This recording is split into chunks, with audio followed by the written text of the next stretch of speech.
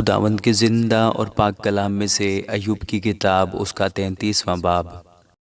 تو بھی اے ایوب ذرا میری تقریر سن لے اور میری سب باتوں پر کان لگا۔ دیکھ میں نے اپنا منہ کھولا ہے، میری زبان نے میرے منہ میں سخن آرائی کی ہے۔ میری باتیں میرے دل کی راست بازی کو ظاہر کریں گی، اور میرے لب جو کچھ جانتے ہیں اسی کو سچائی سے کہیں گے۔ خدا کی روح نے مجھے بنایا ہے اور قادر مطلق کا دم مجھے زندگی بخشتا ہے۔ اگر تو مجھے جواب دے سکتا ہے تو دے، اور اپنی باتوں کو میرے سامنے ترتیب دے کر کھڑا ہو جا۔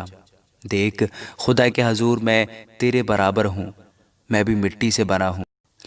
دیکھ میرا روب تجھے ہراساں نہ کرے گا، میرا دباؤ تجھ پر بھاری نہ ہوگا۔ یقیناً تو نے میرے سنتے کہا ہے اور میں نے تیری باتیں سنی ہے کہ میں صاف اور بے تقصیر ہوں، میں بے گناہ ہوں اور مجھ میں بدی نہیں۔ وہ میرے خلاف موقع ڈھونڈتا ہے، وہ مجھے اپنا دشمن سمجھتا ہے۔ وہ میرے دونوں پاؤں کو کاٹ میں ٹھونک دیتا ہے، وہ میری سب راہوں کی نگرانی کرتا ہے۔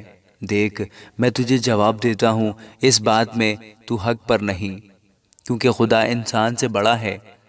تو کیوں اس پر جھگڑتا ہے؟ کیوں وہ اپنی باتوں میں سے کسی کا حساب نہیں دیتا؟ کیونکہ خدا ایک بار بولتا ہے بلکہ 2 بار، خواہ انسان اس کا خیال نہ کرے۔ خواب میں، رات کی رویا میں، جب لوگوں کو گہری نیند آتی ہے اور بستر پر سوتے وقت، تب وہ لوگوں کے کان کھولتا ہے اور ان کی تعلیم پر مہر لگاتا ہے، تاکہ انسان کو اس کے مقصود سے روکے اور غرور کو انسان سے دور کرے۔ وہ اس کی جان کو گھڑے سے بچاتا ہے اور اس کی زندگی تلوار کی مار سے۔ وہ اپنے بستر پر درد سے تنبیہ پاتا ہے اور اس کی ہڈیوں میں دائمی جنگ ہے، یہاں تک کہ اس کا جی روٹی سے اور اس کی جان لذیذ کھانے سے نفرت کرنے لگتی ہے۔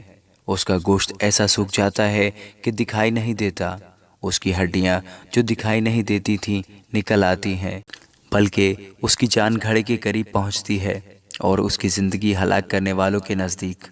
وہاں اگر اس کے ساتھ کوئی فرشتہ ہو یا 1000 میں ایک تعبیر کرنے والا جو انسان کو بتائے کہ اس کے لیے کیا ٹھیک ہے، تو وہ اس پر رحم کرتا اور کہتا ہے کہ اسے گھڑے میں جانے سے بچا لے، مجھے فدیہ مل گیا ہے۔ تب اس کا جسم بچے کے جسم سے بھی تازہ ہوگا اور اس کی جوانی کے دن لوٹ آتے ہیں۔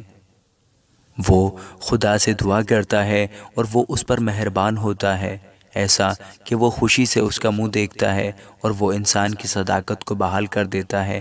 وہ لوگوں کے سامنے گانے اور کہنے لگتا ہے کہ میں نے گناہ کیا اور حق کو الٹ دیا اور اس سے مجھے فائدہ نہ ہوا۔ اس نے میری جان کو گھڑے میں جانے سے بچایا اور میری زندگی روشنی کو دیکھے گی۔ دیکھو خدا آدمی کے ساتھ یہ سب کام 2 بار بلکہ 3 بار کرتا ہے، تاکہ اس کی جان کو گھڑے سے لوٹا لائے اور وہ زندوں کے نور سے منور ہو۔ اے ایوب توجہ سے میری سن، خاموش رہ اور میں بولوں گا۔ اگر تجھے کچھ کہنا ہے تو مجھے جواب دے، بول، کیونکہ میں تجھے راست ٹھہرانا چاہتا ہوں۔ اگر نہیں تو میری سن، خاموش رہ اور میں تجھے دانائی سکھاؤں گا۔ آمین۔